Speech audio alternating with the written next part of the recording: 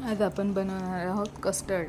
त्यासाठी इथे मस्तपैकी मी तयार केलेलं आहे. बघू शकता तुम्ही. हे तुम्ही उपवासालाही खाऊ शकता किंवा जे डायटिंग करतात तेही खाऊ शकतात. त्यासाठी इथे 1 वाटी मखाने घेतले, 8 ते 10 काजू घेतले. हे आता गरम दुधामध्ये आपल्याला भिजू घालायचे.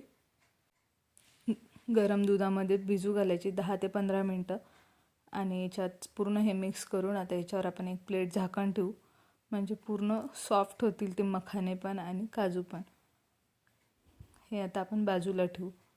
तर आता एक साईड आता आपण दूध थंड झाल्यानंतर मी यामध्ये मनुके पण भिजू घातले, कारण की ते पण छान फुगून मस्त झाले पाहिजेत. आणि इथे मी 2 केळी घेतले, द्राक्ष घेतले, 2 चिकू घेतले आणि 1 सेब घेतला, म्हणजे 1 ॲपल घेतला. हे असे सर्व जे घरात फळं होते ते घेतले आणि ते छान धुवून स्वच्छ कापून घेतले बारीक बारीक.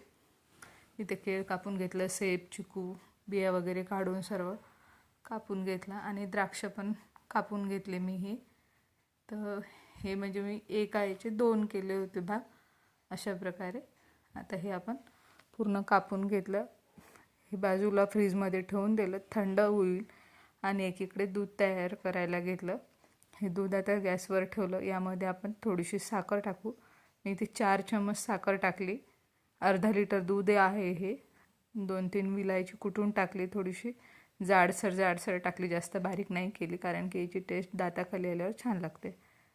आणि हे आपल्याला मिक्स करून घ्यायचं थोडंसं घट्ट होईपर्यंत. तोपर्यंत आता हे मखाने पण छान भिजलेले आहे, बुडात बसले, म्हणजे ते चांगले सॉफ्ट झाले.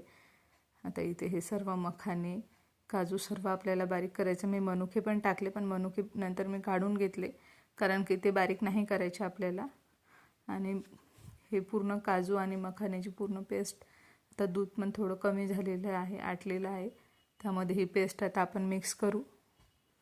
आणि छान एक उकळी येईपर्यंतच ठेवायचं, खूप वेळ ठेवायचं नाही आता गॅसवर, कारण की मी पहिले दूध आटून घेतलं होतं.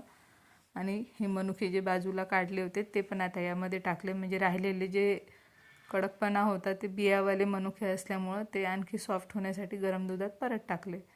तर दूध फाटणार नाही वगैरे याची आपण काळजी घेऊ, कारण की जास्त वेळ मी गॅस चालू ठेवलेला नाही. जी पेस्ट टाकली ती आता एका बाउलमध्ये, जे फळ पूर्ण चिरलेले होते ते एका बाउलमध्ये टाकून घेतले. हे मनुके दुधात टाकलेले ते पण आता आपण पहिले टाकून घेऊ. ते दूध मी फ्रीजमध्ये थंड करायला ठेवलं होतं. फळं पण थंड आहे, दूध पण थंड आहे.